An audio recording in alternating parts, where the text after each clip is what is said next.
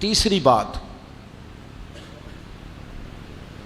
جب بندہ بہت زیادہ غافل ہو جاتا ہے پھر اعلانیہ گناہ کرنے لگتا ہے. ایک گناہ پھر اس کا اظہار گناہ.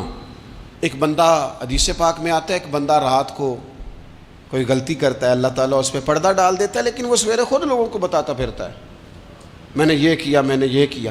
جب آپ اظہار گناہ کرتے ہیں نا تو سامنے والا بھی دلیر ہوتا ہے، کہتا ہے اس نے کیا میں کر لوں گا تو پھر کیا ہوا. ہمارے علماء نے لکھا ہے کسی کی نماز قضا ہو جائے تو کسی کو بتائے نہ، قضا پڑھ ڈالے، اس کا جگہ جگہ ذکر نہ کرے. جب آپ کہیں گے نا میری قضا ہو گئی تو آپ کے ساتھ رہنے والا بچہ دوست سمجھے گا یار اس کی قضا ہو گئی ہے تو میری بھی ہو جائے گی تو کیا ہوا. گناہ کرنا بھی گناہ ہے اور گناہ کا اظہار بھی گناہ ہے. نبی اکرم صلی اللہ تعالیٰ علیہ وآلہ وسلم نے ارشاد فرمایا میری ساری امت کو معافی مل جائے گی سوائے ان لوگوں کے جو اعلانیہ گناہ کرتے ہیں. یہ بخاری مسلم دونوں میں حدیث موجود ہے. جو اعلانیہ گناہ، جنہوں نے خود ساری دنیا کو گواہ بنا لیا میں نے یہ بھی جرم کیا، یہ بھی کیا، یہ بھی کیا، یہ بھی کیا، خود انہوں نے لوگوں کے، بہت بڑے غافل آدمی کی علامت ہے کہ گناہ کرے اور پھر اوپر سے اعلانیہ گناہ کرے، اتنا بڑا جرم کرے. پھر چوتھی علامت اگر ہم دیکھنا چاہیں کہ ہم غافل تو نہیں، تو غافل بندے کی چوتھی علامت یہ ہوتی ہے کہ وہ فضول کاموں میں وقت بڑا ضائع کرتا ہے.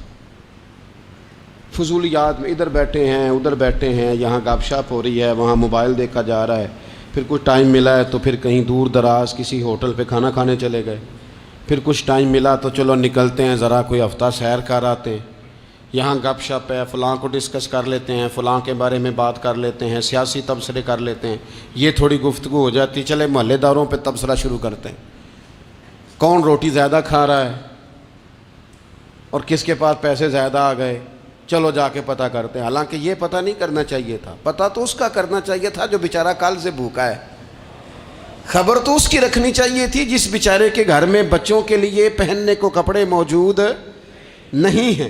اس پر تبصرہ یہ کرتے ہیں کہ یہ محنت کیوں نہیں کرتے، اور اگر کسی پر اللہ عطا کر دے پھر حساب ضرور لگاتے ہیں کہ ذرا معلومات کرو یہ اتنی جلدی آگے کیسے نکل گئے. غافل بندے کی علامت ہے وقت کا ضائع کرنا اور فضول کاموں میں ضائع کرنا اور بلا وجہ ضائع، اور ایسے سوالات کرنا جن کی ضرورت ہی کوئی نہیں، بالکل ضرورت ہی نہیں، کوئی مطلب ہی نہیں، لیکن ہم لوگ وقت ضائع. یہ غفلت کی علامت. غفلت. اللہ والوں کی علامت کیا تھی؟ ایک بات انہوں نے زندگی میں لے لی، سیکھ لی، پھر ساری زندگی اسی پہ گزار دی. ان کا ارادہ تھا نا کشکول سیدھا کیا. کچھ لوگ ساری زندگی لیکچر قبول لے کے سن کے پھر بھی سمجھنے کو تیار. یہ غافل دل کی علامت ہے. اس لیے نبی پاک صلی اللہ تعالیٰ علیہ وسلم نے فرمایا دو نعمتیں ایسی ہیں جن میں اکثر لوگ غفلت میں ہیں، ایک صحت اور دوسری فراغت. لوگ بلا وجہ وقت ضائع کرتے ہیں. اللہ نے صحت دی ہے کسی خیر کے کام میں لگائیں. اگر آپ کے پاس فارغ وقت ہے تو قرآن پاک کو یاد کریں، ترجمہ اور تفسیر سے پڑھیں، محبوب پاک علیہ السلام کی احادیث کو یاد کریں، اللہ والوں کی باتیں سنیں. وقت ملے تو عبادات میں لگائیں، نوافل میں لگائیں، تلاوت میں لگائیں، ذکر اذکار میں لگائیں، اور پھر اللہ مزید توفیق عطا کرے تو کسی کے بھلے میں وقت لگائیں. گلی سے کوئی کانٹا اٹھائیں، کوئی روڑا اٹھائیں، کوئی کسی کی مدد کریں. لیکن یہ غافل ہونے کی علامت ہے کہ اپنے وقت کو ضائع کرنا. اور پھر اسی طرح غفلت کی پانچویں علامت یہ ہے کہ اگر بندے کو دنیا سے پورا پیار ہو جائے، یعنی شب قدر میں بھی آ کے کہتا ہے یا اللہ کبھی پیسے دے دینا، شب برات والے دن بھی کہتا ہے کہ مالک اگر کبھی کوئی ایسا سبب لگ جائے نا، یعنی بیت اللہ شریف کے سامنے کھڑے ہو کے بھی اگر اس نے مال ہی مانگنا ہے وہاں بھی اس نے یہی سوال کرنا ہے، حب دنیا اتنی غالب آ جائے. تو یہ غافل ہونے کی علامت. دنیا ضرورت ہے، مقصد نہیں ہے. دنیا کی حاجت ہے، مقصد نہیں ہے. یہ مقصود نہیں. اور جب لوگ فقط دنیا کے مال کو، دولت کو، نبی پاک علیہ السلام نے فرمایا وہ لعنتی ہے جو درہم اور دینار کا بندہ بن گیا ہے، پیسوں کا بندہ بن گیا ہے. مل جائے تو خوش ہوتا ہے، نہ ملے تو تکلیف میں آ جاتا ہے. یہ غافل بندے کی علامت. مومن تو وہ ہوتا ہے کہ دولت رزق حلال ضرور کماتا ہے تاکہ کسی کے آگے ہاتھ نہ پھیلانا پڑے، کوشش ضرور کرتا ہے، پر دنیا کو جیب میں جگہ دیتا ہے، دل میں نہیں دیتا۔ اس کی جگہ جہاں ہے اسے وہاں رکھتا ہے، اسے دل میں جگہ، دل تو ایک ہے، اس میں رب و رسول کو بسائیں گے یا کسی اور کو بسائیں گے؟ تو حب دنیا یہ غافل ہونے کی بہت بڑی علامت ہے۔ پھر اسی طرح جو بندہ رب کریم کو جانتا نہیں نا، وہ بھی غافل ہو جاتا ہے۔ ایک تو جو یہ نہیں نہ جانتا کہ رب کریم سزا دے گا، وہ مجھے دیکھ رہا ہے، اسے نہ اونگ آتی ہے نہ نیند آتی ہے، جو اس کی معرفت نہیں رکھتا کہ میرا رب ہر وقت مجھے دیکھ رہا ہے، وہ بھی غافل ہو جاتا ہے۔ جسے پتہ ہونا کہ مجھے دیکھ رہا ہے وہ غافل نہیں ہوتا۔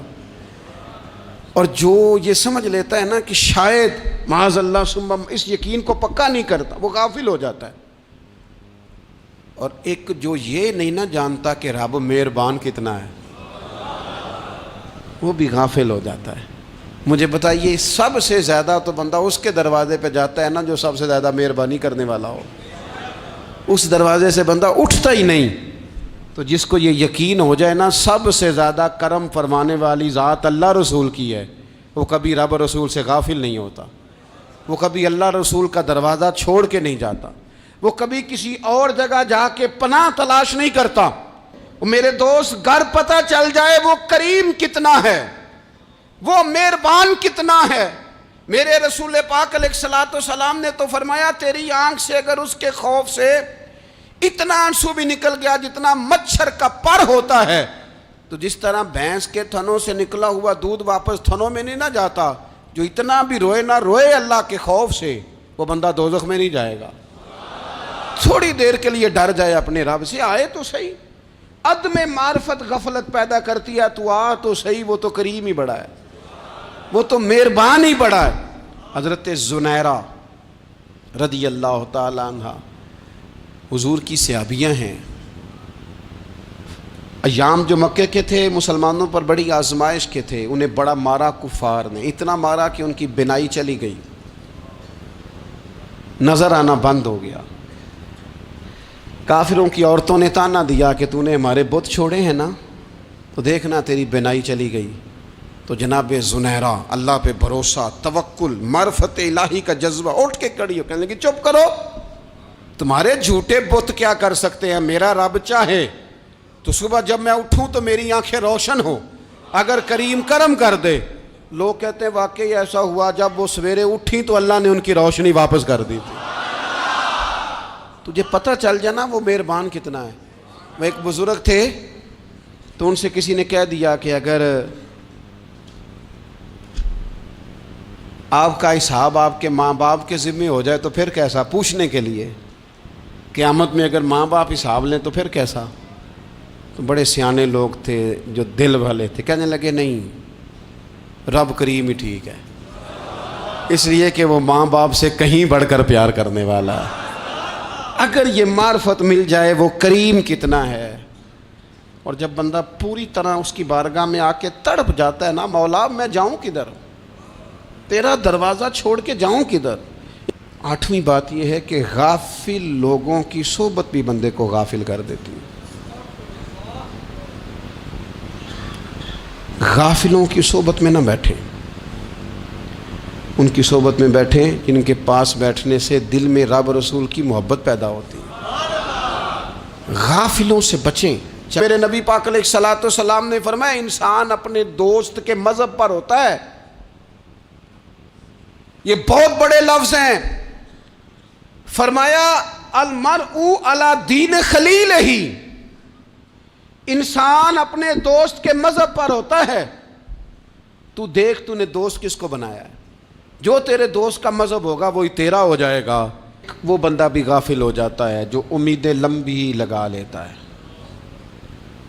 جن کے منصوبوں میں دولت بھی ہوتی ہے، گھر بھی ہوتا ہے، اولاد کا بڑا ہونا بھی ہوتا ہے، پوتے پوتیاں نواسے نواسیاں دیکھنا بھی ہوتا ہے، یہاں بھی گھر وہاں بھی گھر، یہ سیر، یہ سارا کچھ ہوتا ہے، لیکن رب کی بارگاہ میں پیش ہونا جن کے پیش نظر نہیں ہوتا۔ لمبی امیدیں۔ حضرت مولا علی شیر خدا فرمایا کرتے تھے میں تم پر دو باتوں کا خوف کھاتا ہوں، جو ڈر آتا ہے، ایک یہ کہ تم خواہش کی پیروی کرو گے، جو نفس کی خواہش ہوگی اس کے پیچھے لگ جاؤ گے، اور ایک کہ تم لمبی لمبی امیدیں باندھو گے، اتنے سال جینا ہے، اتنے 100 سال جینا، یہ کرنا ہے، وہ کرنا ہے۔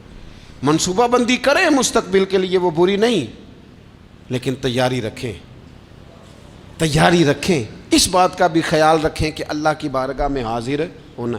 یہ غفلت کی چیزیں ہیں جو بندے کو غافل کر دیتی ہیں۔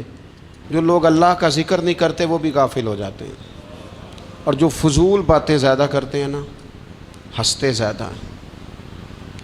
فَلْيَضْحَكُوا قَلِيلًا وَلْيَبْكُوا كَثِيرًا، قرآن کہتا ہے زیادہ رویا کرو، کم ہنسا کرو۔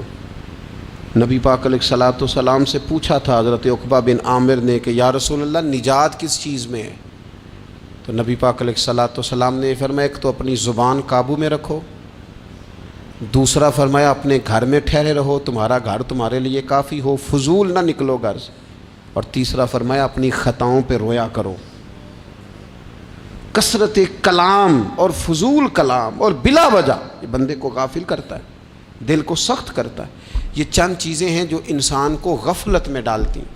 اپنے آپ کو ان چیزوں سے بچائیں اور غفلت کو توڑیں۔ آپ کے ذمے، میرے ذمے جو حقوق العباد ہیں ان کا پتہ کریں، جو اللہ رسول کے حقوق ہیں ان کی خبر دیکھیں، ہماری جو ذمہ داریاں ہیں ہم کس طرح انجام دے رہے ہیں اس پر توجہ کریں، اپنے معاملات کو ٹھیک کریں۔ ہم انسان ہیں، کوتاہیاں تو رہ جائیں گی، لیکن جب کوشش کریں گے تو پھر رب تعالیٰ مدد بھی فرمائے گا۔